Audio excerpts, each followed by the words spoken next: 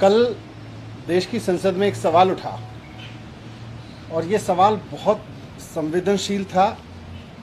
Corona की दूसरी लहर जो देश भर में आई, उसके दौरान पूरे देश में ऑक्सीजन को लेके हाहाकार मचा था।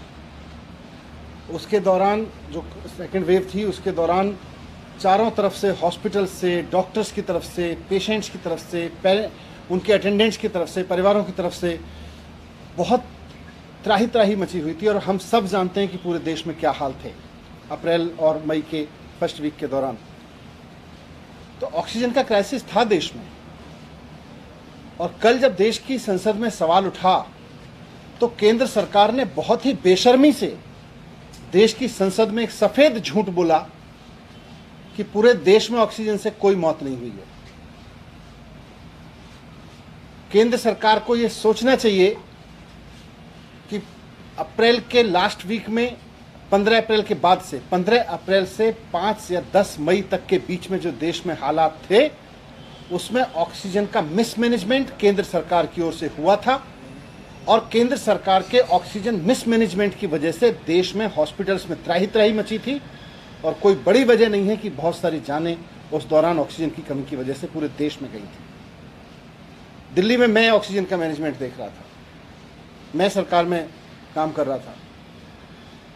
मैं जानता हूं कि किस तरह से मेरे व्हाट्सएप मैसेजेस भरे हुए थे हॉस्पिटल के चीफ के, उनके मेडिकल सुपरिटेंडेंट्स के, डॉक्टर्स के, अटेंडेंट्स के, परिवारों के, पेशेंट्स के, कि साहब हमारे हॉस्पिटल में ऑक्सीजन नहीं है, हमारा आदमी ऑक्सीजन के बिना मर जाएगा, हमारे को ऑक्सीजन दीजिए, नहीं तो हमारे यहाँ 4 सरकारी अस्पतालों में मैं खुद खड़े होकर ऑक्सीजन डिस्ट्रीब्यूशन देख रहा था।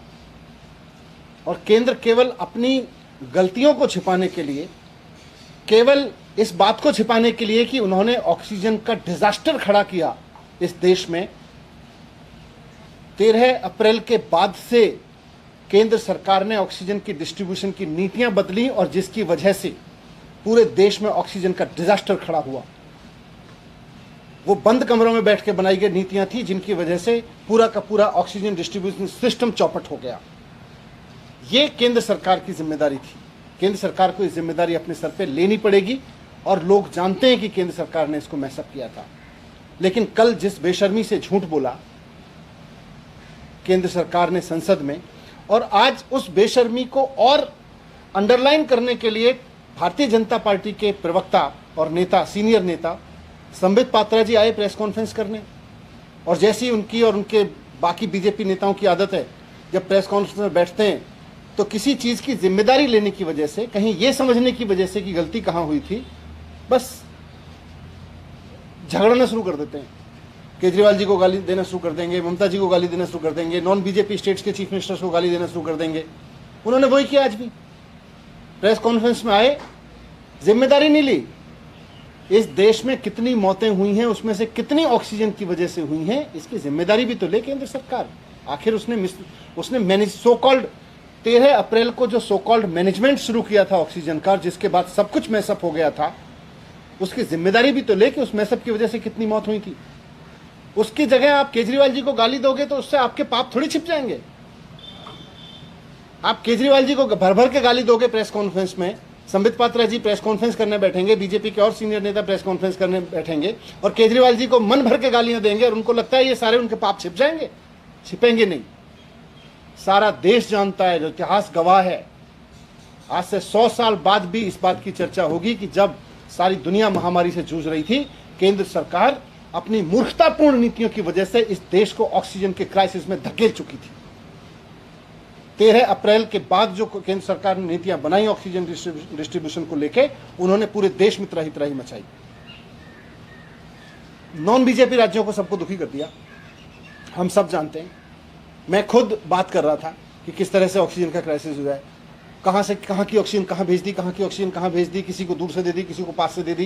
ये सारा मिसमैनेजमेंट कर दिया केंद्र सरकार ने उस दौरान। और जब दिल्ली सरकार ने ये जिम्मेदारी लेते हुए कि हाँ ऑक्सीजन से मौत हुई लगती है, हमें इस बात की जांच करनी चाहिए, मुख्यमंत्री जी ने कहा कि ये जिम्मेदारी लेते हुए सरकार, अगर किसी परिवार के किसी मरीज की मौत ऑक्सीजन की कमी से हुई है तो सरकार 5 लाख रुपए का मुआवजा लेगी और जिम्मेदारी लेगी और जिम्मेदारी फिक्स भी करेगी। तो केंद्र सरकार पीछे हट गई, बल्कि अरविंद केजरीवाल जी के उस काम में रोड़े अटकाने लगी। अरविंद केजरीवाल जी ने कहा कि हम एक कमेटी बना रहे हैं जो एक एक मौत की जांच करेगी, ऑक्सीजन की कमी से हो रहे मौत के आरोपों की जांच करेगी और उसके बाद तय करेगी कि कहाँ किसकी गलती की वजह से वहाँ ऑक्सीजन की कमी हुई।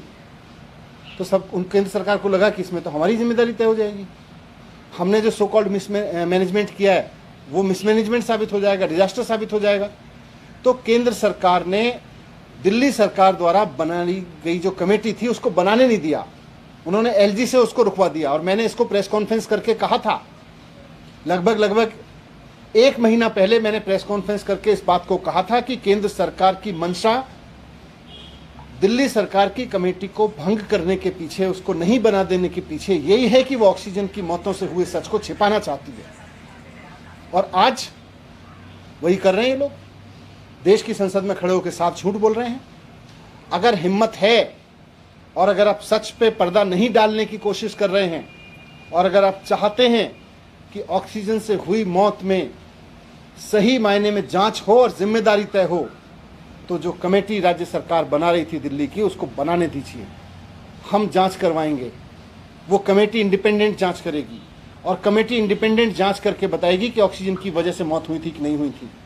आप कमेटी बनाने नहीं देते हो, आप जांच होने नहीं देते हो और आप कहते हो देश में ऑक्सीजन से मौत नहीं हुई। हमें राज्य सरकारें भी कह रही हैं, आप आंकड़े सामने नहीं आने देते हो, फिर कहते हो आंकड़े नहीं है हमारे पास, आंकड़े नहीं दिए राज्य सरकारों ने। आप राज्य सरकारों को आंकड़े जुटाने तो दो। दिल्ली में एक एक वो मौत जो ऑक्सीजन की वजह से हुई लगती है, हर मौत की जांच करवाएगी दिल्ली सरकार, इंडिपेंडेंट जांच करवाएगी दिल्ली सरकार। और हमने पहले भी कहा था, फिर कह रहे हैं, इस तरह से नहीं कि आप खड़े होकर कह दीजिए कि नहीं दिल्ली सरकार ने आंकड़े नहीं दिए, राज्य सरकारों ने आंकड़े नहीं दिए, दीदी ने आंकड़े नहीं दिए, महाराष्ट्र ने आंकड़े नहीं दिए। झूठ मत बोलिए, आप आंकड़े इकट्ठा नहीं करने दे रहे हैं, आप आंकड़े जुटाने नहीं दे रहे हैं। आप चाहते हैं कि ऑक्सीजन से हुई मौत के आंकड़े लोगों के सामने ना आए, क्योंकि अगर ऑक्सीजन से हुई मौत के आंकड़े सामने आए तो केंद्र सरकार की बदइंतजामी और केंद्र सरकार ने इस बदइंतजामी से जो डिजास्टर पैदा किया ऑक्सीजन की वजह से, ऑक्सीजन की कमी की वजह से, वो सब सामने आ जाएगा। मैं कहना चाहता हूं कि मोदी जी डर क्यों रहे, मोदी जी झूठ क्यों बोल रहे हैं संसद में। जब देश के लोग तड़प रहे थे, जब परिवार तड़प रहे थे, उनकी तड़प मोदी जी को दिखाई नहीं देती। आपकी सरकार बेशर्मी से कह देती है जाके संसद में कि साहब देश में ऑक्सीजन की कोई मौत नहीं हुई। आपका दिल कैसे करता है मोदी जी ये कहने के लिए? थोड़ा सोचिए इस बारे में। सर, बीजेपी जो है वो अब जो संबित पात्रा है, उन्होंने कहा कि आप लोगों ने हाई कोर्ट में एक रिपोर्ट दी हॉस्पिटल की, जिसमें 21 लोगों की मौत हुई थी जयपुर हॉस्पिटल की।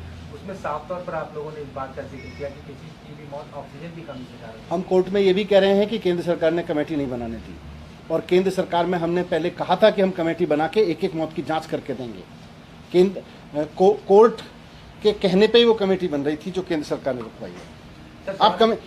मुझे समझ नहीं आ रहा कि मोदी जी की सरकार पूरी की पूरी और उनकी पार्टी ऑक्सीजन की मौत के आंकड़ों को छुपाने के लिए कमेटी क्यों नहीं बना, उनको सामने लाने के लिए कमेटी क्यों नहीं बनाने दे रही, छिपाना क्यों चाहती है? सर, राज्य सरकार ने क्या कोई रिपोर्ट ऐसी दी है केंद्र सरकार को? राज्य सरकार तो कमेटी बनाएगी ना, उसके बाद ही रिपोर्ट आएगी। तो आप लोगों ने कोई ऐसी रिपोर्ट अभी तक नहीं दी जिसमें मौत की ऑक्सीजन की कमी से? नहीं, अभी तो सरकार के पास भी कोई डेटा नहीं है। आज की तारीख में आप पूछोगे, मेरे पास में कोई डेटा नहीं है। लेकिन उन पेरेंट्स से पूछो ना जो रो रहे थे अस्पताल, पेशेंट से पूछो ना, जो उनके अटेंडेंट से पूछो, उन परिवार के माँओं से पूछो, बहनों से पूछो, महिलाएं कितने वीडियोस हैं। आप पत्रकार कितने सारे मैसेज भेज रहे थे कि फलाने हॉस्पिटल में ऑक्सीजन नहीं है, वहाँ लोग मर रहे हैं। कितने सारे डॉक्टर्स ने मेरे पास में, उन डॉक्टर से पूछो जो रो रहे थे, अपने मरीजों को तड़पते हुए देख रहे थे, उनसे पूछो। और उनसे पूछना चाहते हैं, हम चाहते हैं कि इस पर इंडिपेंडेंट जाँच हो।